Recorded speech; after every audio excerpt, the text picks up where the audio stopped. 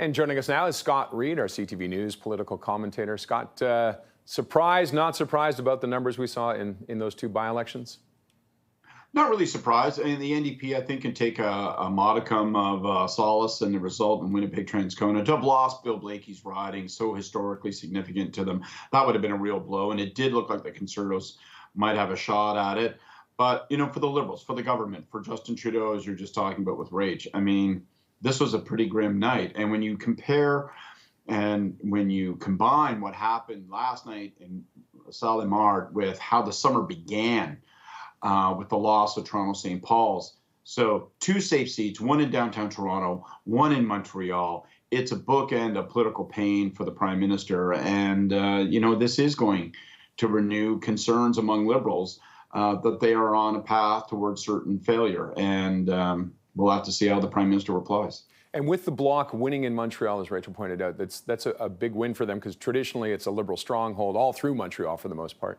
Does this make them rethink about an early election? I doubt it. I think the Bloc like exactly where they're at. I think they probably like the idea of having a slightly strengthened hand. They'll look at this more along the lines of this gives them greater bargaining power. They're in no rush, the Bloc, to enter into a general election because a general election will have different dynamics and it could see them in trouble. You know, this is a tough riding. It's usually pretty competitive for the Bloc. It's in the East End. Oh, Scott, we're going to jump in on the Prime Minister talking right now. La salle et des gens à travers le pays qui sont préoccupés par la situation dans laquelle ils se trouvent. Alors, on a beaucoup de travail à faire. So there's a lot to do and we'll continue. What does this mean for Quebec? What does it mean for your position in Quebec as Liberals? Well, first of all, I want to congratulate everybody who showed up for the campaign and the incredible number of volunteers who came out. For us and other parties as well, we see a certain commitment and engagement. A lot of people stayed home, though, so we are thinking about how we can activate more people and understand how there's a fundamental choice in the next elections. Now, of course, we've got work to do, and we will do it. And me, today, I'm going to focus on cabinet, on things that we need to deliver for people. Well, first of all, I want to congratulate everyone who stepped up in putting their name on a ballot at a time where we know politics is a challenging moment. I also want to highlight the thousands upon thousands of volunteers who stepped out, lots for our party, but lots for other parties as well, to show that people are still very much engaged. At the same time, we need people to be more engaged. We need people to understand what's at stake in this upcoming election. Obviously, it would have been nicer to be able to win and hold Verdun, but there's more work to do, and we're going to stay focused on doing it.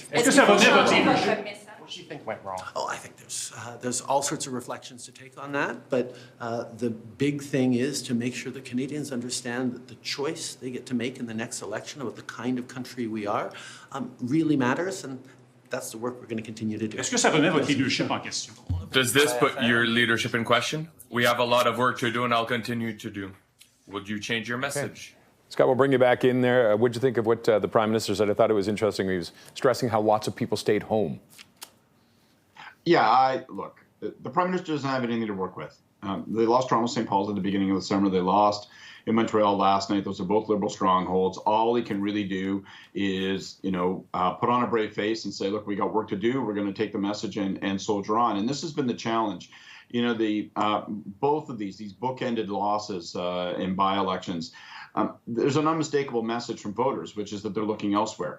And so the question for Liberals really is, are you going to implement any changes? Because if nothing changes, why would you expect something to change? These will be the results you will receive. And that's the challenge for the government, is that I don't really think that they are willing to accept some of the changes that might be inherent with that, whether it's changing your front bench, whether it's changing core economic policies like the consumer carbon tax, whether it's obviously, you know, changing leader. Justin Trudeau clearly doesn't want to go. He's got the blood up for the next fight. But without change, you have to wonder if last night and Toronto St. Paul's are both forecasts of what you can expect in the future. Can the economy save them at all? We're looking at inflation drop down to what the Bank of Canada wanted to see. Will the economy be able to turn things around for the Liberals? Yeah, let me answer that by doing this, Roger. Here's the Liberal case. Here's what they will say to you, and it starts with the economy, what they will say to you about what their pathway back is. They will say, first of all, the economy is strengthening, inflation is coming down relative to where it was. And so as that economic pain eases, people will be less inclined to be angry with the incumbent government. Secondly, they think that they can turn the guns on Pierre Poilievre, put him more in focus. As good a night as it was, for the NDP in Winnipeg, it was maybe slightly disappointing for the Conservatives. The Liberals believe that they can start to get greater scrutiny on Pierre Poilievre, and that the more that people see of Poilievre, the less that they will like. That's an untested proposition. That's what Liberals believe. And then finally, they think that this fighting spirit, if they can do a better job of communicating the things they have done, the things that they want to continue doing, that those policies are actually popular with Canadians, and that they will eventually come around.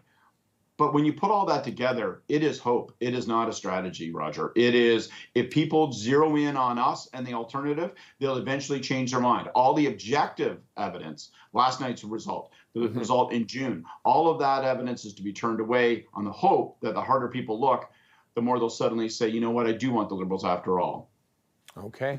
Well, I think we have lots to talk about over the next few months then, Scott. Thanks as always for joining us, sir. Plenty. Thanks, Roger. Have a great day. Scott Reid is our CTV News political commentator.